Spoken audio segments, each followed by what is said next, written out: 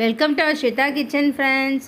இன்றைக்கி சூப்பரான அருமையான அட்டகாசமான ஒரு வெண்டைக்காய் காரக்குழம்பு பார்க்கலாம். வாங்க வீடியோக்குள்ளே போகலாம்.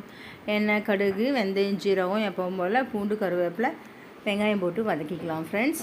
அப்புறம் தக்காளி வதக்கிக்கலாம். அதுக்கு முன்னாடி நம்ம வெண்டைக்காவை முழுசாக கழுவிட்டு அதுக்கப்புறம் அரிஞ்சு வானலில் போட்டு கொஞ்சோடு எண்ணெய் ஊற்றி வதக்கி வச்சுக்கலாம்.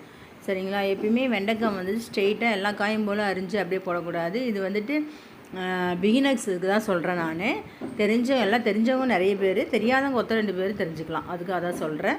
வெண்டைக்காய் அப்படியே அரிஞ்சு போட்டோம்னா குழக்குழன்னு ஆகிடும். சாம்பாரில் போட்டாலும் சரி, காரக்குழம்புல போட்டாலும் சரி, குழக்குழன்னு ஆகிடும். சாப்பிட்றதுக்கு நல்லா இருக்காது. அதனால் அரிஞ்சு கொஞ்சமாக நெய்யோ இல்லை எண்ணெயோ ஊற்றி அப்படியே வெறும் வானலில் வதக்கி வச்சுக்கணும் ஃப்ரெண்ட்ஸ். அதுக்கப்புறம் நம்ம குழம்புல போட்டுக்கலாம். சரிங்களா? அது வதக்கி வச்சுட்டு இப்போ நம்ம தக்காளி, வெங்காயம் வதங்கினோடனே தக்காளி போட்டு வதக்கிட்டு நம்ம வீட்டில் அரைச்ச மிளகாத்தூள் 4 ஸ்பூன் மிளகாத்தூள், அதுக்காக புளி ஒரு எலுமிச்சம்பழம் அளவுக்கு புளி கரைச்சி வச்சுருந்தேன், அதை ஊற்றியாச்சு. திட்டமாக உப்பு போட்டாச்சு, குழம்புக்கு தேவையான உப்பு போட்டாச்சு. சரிங்களா?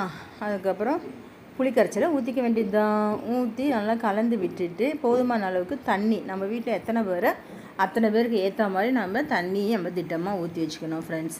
ஊற்றிட்டு அதுக்கப்புறம் நான் வதக்கி வச்சுக்கிறேன் வெண்டைக்காய் இருக்குது பார்த்தீங்களா, நல்லா குழம்பு நல்லா 2 கொதி வந்தோடனே அந்த வெண்டைக்காவை அதுக்குள்ளே போட்டுக்கணும். சரிங்களா? வெண்டைக்காய் போட்டு நல்லா கொதிக்கிட்டோன்னு சொல்லிவிட்டு கொஞ்சம் மஞ்சத்தூள் போட்டுட்டு லாஸ்ட்டாக பெப்பர். எப்போவுமே குழம்புக்கு லாஸ்ட்டாக நான் பெப்பர் போடுவேன் ஃப்ரெண்ட்ஸ், எல்லா குழம்புமே. ஏன்னா அப்போ தான் சளி பிடிக்காது. அதனால் எனக்கு ஃபஸ்ட்லேருந்தே எனக்கு அதே பழக்கம்தான். அது நல்லது தானே மிளகு போடுறது, இம்யூனிட்டியை கொடுக்கும்ல.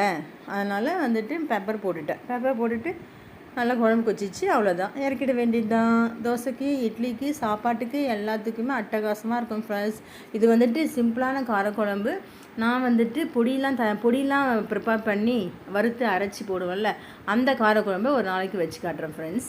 இன்றைக்கி நான் சிம்பிளாக தான் செஞ்சுட்டேன் காரக்குழம்பு. சரிங்களா? ரொம்ப ஈஸியாக செய்யறது இது. இந்த வீடியோ பிடிச்சி நான் லைக் பண்ணி ஷேர் பண்ணுங்கள்.